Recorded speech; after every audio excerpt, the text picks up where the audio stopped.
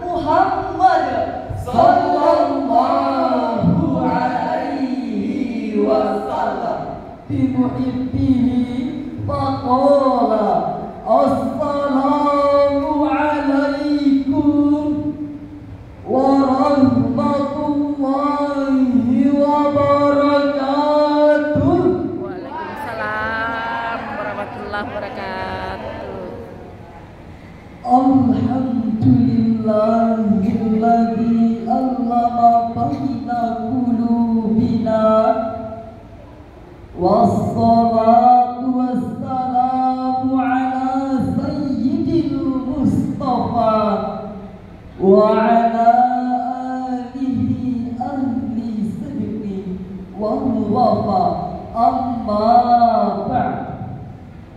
Dewan Hakim yang arif dengan tinta hitamnya, lagi bijaksana dalam mengambil keputusan, serta hadirin sebangsa dan setanah air yang kami banggakan. Pada umumnya ada dua konsep yang berkaitan dengan pemanfaatan harta benda. Pertama, komunis dengan prinsip mengutamakan kepentingan masyarakat di atas kepentingan individu. Tiap-tiap individu tidak memiliki kemerdekaan dan hak kepemilikan, sehingga menguntungkan bagi si miskin namun merugikan bagi si kaya. Kedua, kapitalisme dengan prinsip menitik beratkan kepentingan individu di atas kepentingan masyarakat. Akibatnya lahirlah ciri-ciri pura-pura yang kaya semakin kaya dan yang miskin semakin miskin, yang kuat menindas yang lemah, yang pintar menindas yang bodoh, dan yang kaya membunuh yang miskin. Akibatnya orang miskin selalu di bawah, diinjak-injak, diperas, diperkosa, bahkan dibunuh hak-haknya. Al-Qawiyu yang mulu doi, wal alimu yang mulu jahil.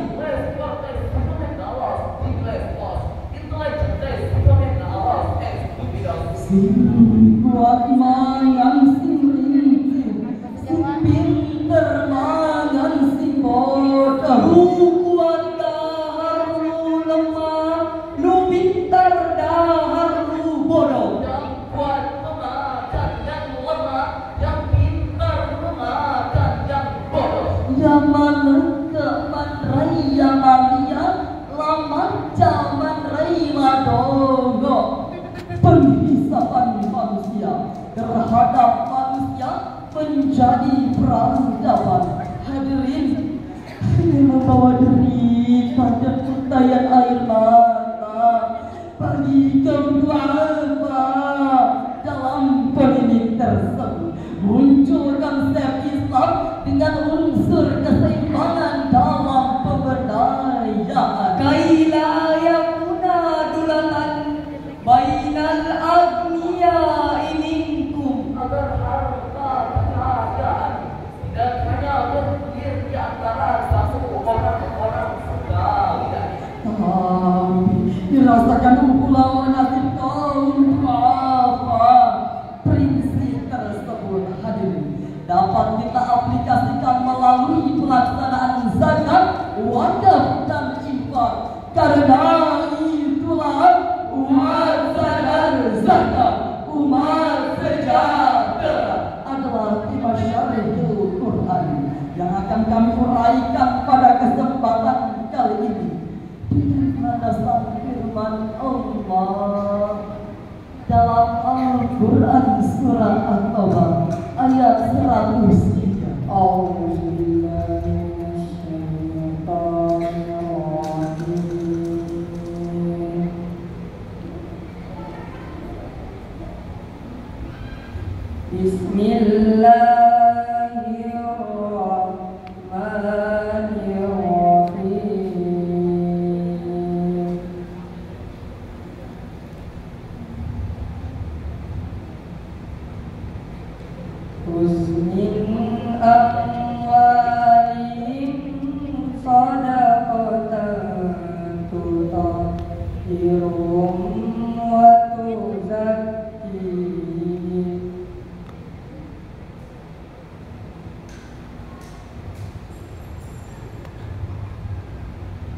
tutahhiruhum wa tuzakkihim biha wa salli alaihim.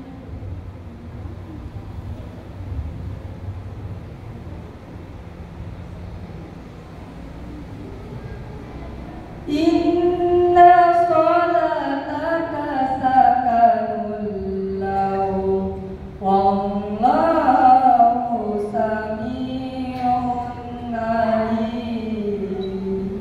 Hamba berlindung kepada Allah dari usikan syaitan yang terkutuk dengan menyebut nama-Mu ya Allah yang Maha Pengasih lagi Maha Penyayang. Ambillah zakat dari harta mereka guna mensucikan dan membersihkan mereka, dan berdoalah untuk mereka. Sesungguhnya doamu itu akan menimbulkan rasa ketentraman jiwa mereka. Allah Maha Mendengar lagi Maha Mengetahui. Ma'asyiral muslimin wal muslimat, ayyuhal mustami'un Ayyuhal mustami'un wa ila majilatil hukama'il a'izzah. Imam Ibnu Jarir mengatakan, ayat tadi berkenaan dengan permintaan Abu Lubabah beserta kedua temannya kepada Rasulullah Muhammad sallallahu alaihi wasallam seraya berkata, "Ya Rasul, ini harta benda kami, sedekahkanlah atas nama kami dan mintakanlah ampunan bagi kami." Rasul menjawab, Aku tidak diperintahkan ya Allah untuk menerima harta sedikit. berkenaan dengan hal tersebut, turunlah perintah Allah dalam surah At-Taubah ayat 103 tadi, terutama pada kalimat husnil aqwalihim. Jika kita kaji lebih dalam kalimat husni samping juga menunjukkan sikap apa, juga mengisyaratkan agar dibentuk pengelolaan zakat, wakaf dan infak yang profesional dan proporsional. Kenapa demikian? Pertama, karena sadar membayar zakat itu hanya sedikit. Kedua, disyaratkan agar amilin memiliki manajemen yang baru. Masa orde baru terbukti karena amilin yang tidak profesional akhirnya zakat bukan mensejahterakan rakyat, tetapi zakat menjadi jaket. Betul hadirin, apa hikmah zakat bagi seorang muzaki? Ayat tadi menjelaskan, pertama, takdir untuk membersihkan harta dari hal fakir miskin. Orang yang tidak berharta, orang yang terbaring di pinggir jalan, yang tiap hari merasakan begit-begitnya kehidupan.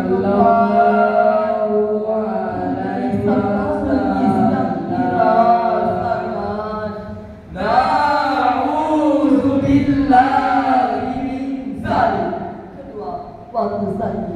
untuk membersihkan diri dari penyakit rakus, tanah dan serangga.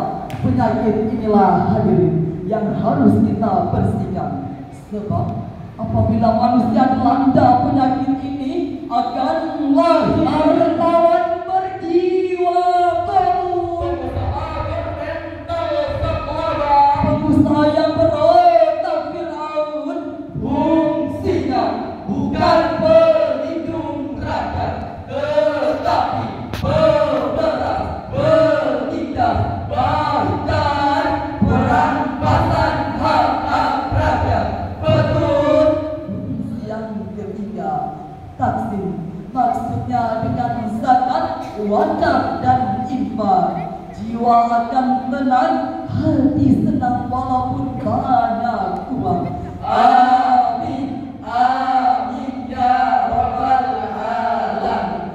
Tapi apabila para agniya, para penggemar enggan membayar zakat, enggan berinfak, enggan berwakaf, maka suatu negara bisa kiamat. Walau gedung bertingkat, walau mobil semakin mengkilat, dijamin rakyat sulit berdaulat. Apalagi kalau pejabat sudah menjadi pejabat, menyikat uang rakyat, jelas bangsa bisa kiamat. Na'udzubillah, summa na'udzubillah min dzalik. Padahal bukankah Rasulullah pernah mengancam, laisal mu'minul ladzi yasba'u wajhu ja'ilun ila jambi. Bukan termasuk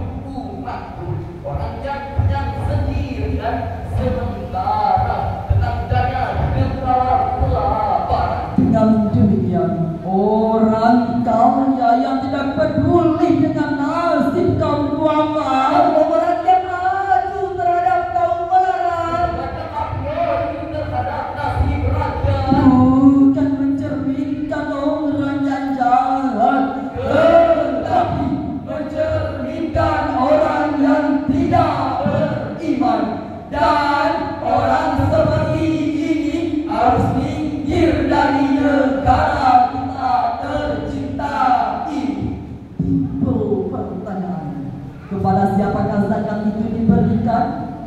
Sebagai jawabannya, mari kita renungkan firman Allah dalam Al-Quran surah At-Taubah ayat 60. Innamas sadaqatu lil fuqara'i wal masakin wal masakin wal amilina 'alaiha wal amilina 'alaiha mu'allafati qulubuhum wa fir riqabi wal gharimina sabilillahi wa banis sabil.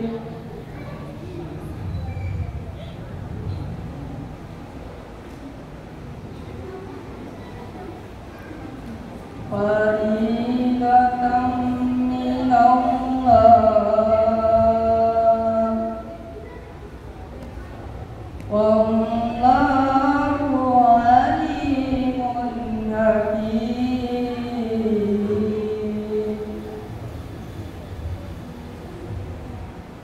Sadaqallahul azim. Kurnya zakat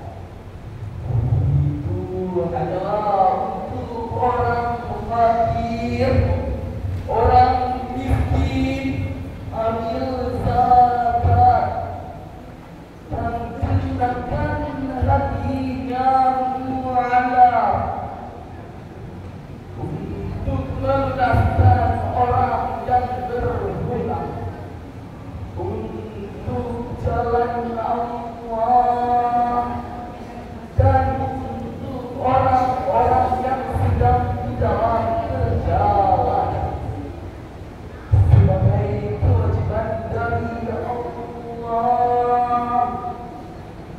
Allah Maha Mengetahui lagi Maha Bijaksana. Maha Suci Allah dengan segala firman-Nya. Hadirin muslimin muslimat rahimakumullah. Oleh karena itu kita harus menyambut usaha pemerintah yang telah berhasil membuat amil zakat nasional atau basnas. Semoga apa yang mereka lakukan dapat bermanfaat dan menyadarkan masyarakat kita untuk taat mengeluarkan zakat, wakaf dan infak sehingga dapat mengurangi kemiskinan dan mensejahterakan rakyat. Amin. Amin ya rabbal alamin. Sebelum kami menutup syarahan kami, izinkanlah kami menyampaikan sebuah salam rindu kepada Nabi kita Muhammad sallallahu alaihi wasallam, sang penerima wahyu Al-Quran. Assalamu alaika ya Rasulullah. Assalamu alaika ya Habibi ya Nabi Allah ya Rasulullah. Main-main ke Kalimantan, pembersih hati baca